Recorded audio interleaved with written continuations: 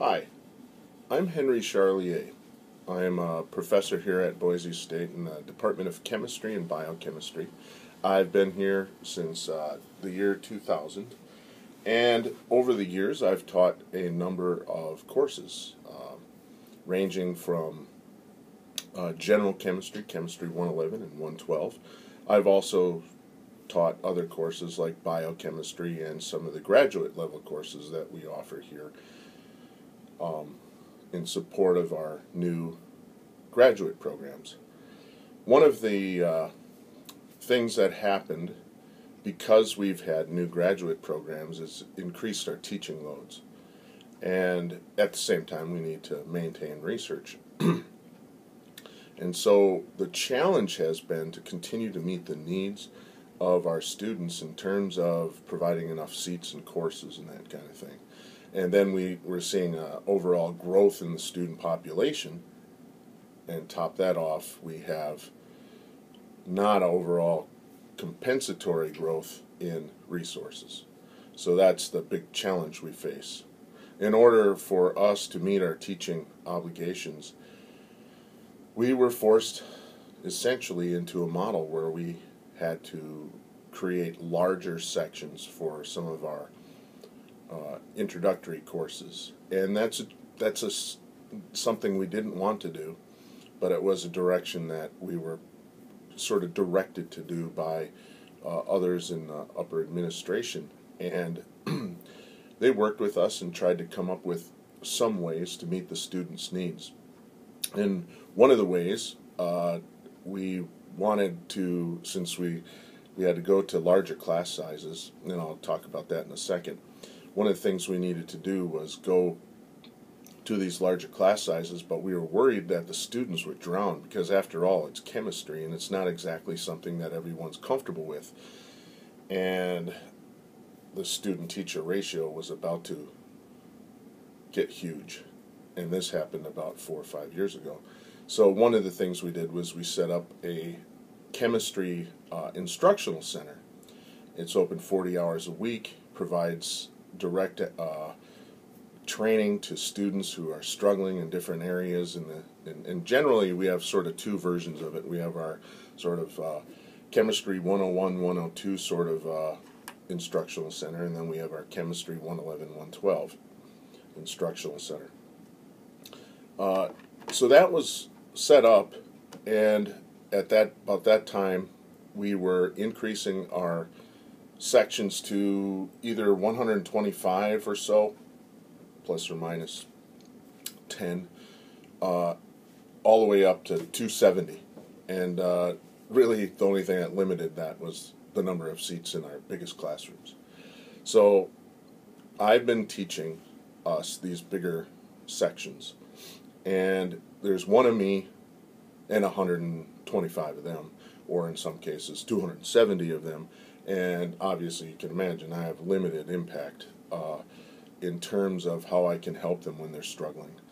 And then the instructional center, which has been very helpful and very useful, still had a limited impact too, because I think, I don't know why, but not every student would go and make use of this service. Maybe they didn't feel comfortable. I'm not even sure why that's the case. So about 3 years ago, I learned about the Learning Assistant program, and I learned about it, and I requested some learning assistants. And the way that I initially used the learning assistants, which is still the way I'm using them in part, but I've learned to use them much better, is they come into my class, and this is what my original intention was. They would come into my class, and I give a lot of in-class sort of examples, exercises for the students to work through.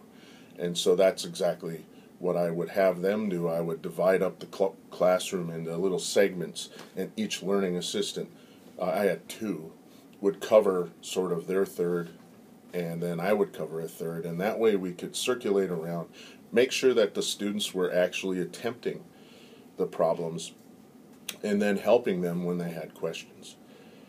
So that's how I started off using and working with the learning assistants, and then they would kind of do their own review things on the side. But I didn't give them much direction. for that.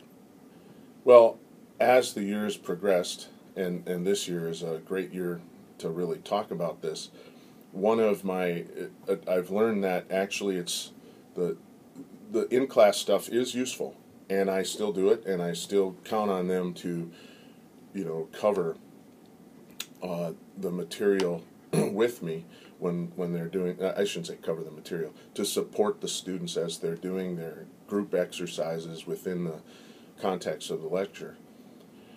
But they're also doing these review sessions about twice a week or something like that. And what I've been really enjoying is seeing how, first of all, the learning assistants themselves have been growing and picking up material and actually learning the material probably better than they knew it before, because they had to be responsible now to run these review sessions. And they, I can tell you that I've had, right now I'm teaching 2 sections each of Chem 112, each is about 125 each. And in one case, my learning assistant, for various reasons in the morning section, had to drop out of the learning assistant program because he just had too much going on, too much on his plate. But the other section had this one really amazing learning assistant. And so I've been kind of comparing plus and minus a learning assistant, and I can tell you that the section that has the learning assistant appears to be doing just a little bit better anyway.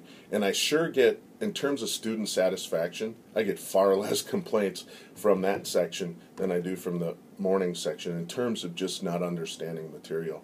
And I have heard time and time again from a number of students how much they really enjoy what my learning assistant in the afternoon section is doing with them.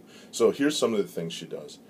She actually writes up trivia, little games, you could say, to help review the material. She'll write up problem sets, and she always sends them to me, and I can offer my input. But largely, I really like her to cover it, because the truth is, it's been a long time since I didn't understand this stuff. For her, it's not that long ago.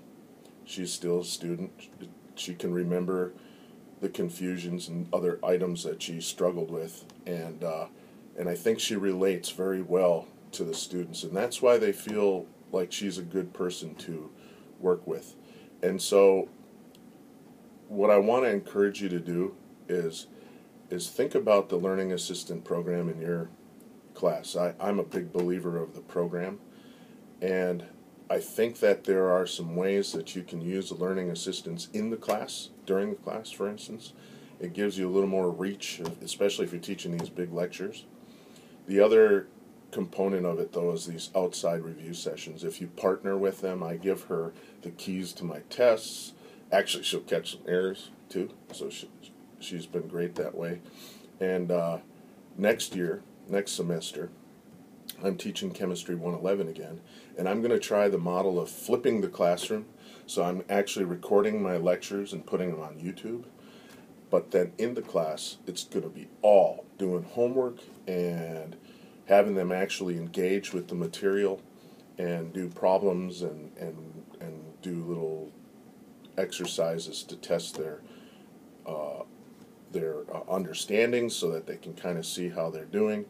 And using this model, I'm really going to need the help of learning assistants in the classroom, and then I'm going to work with them to train them on how to run review sessions based on the success I've seen with Nicole, my current student here, even if it means that I'm going to be the one writing some of the material, in terms of the trivia games and things like that.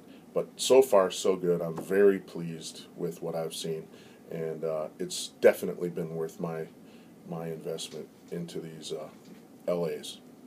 So there you have it. Thanks.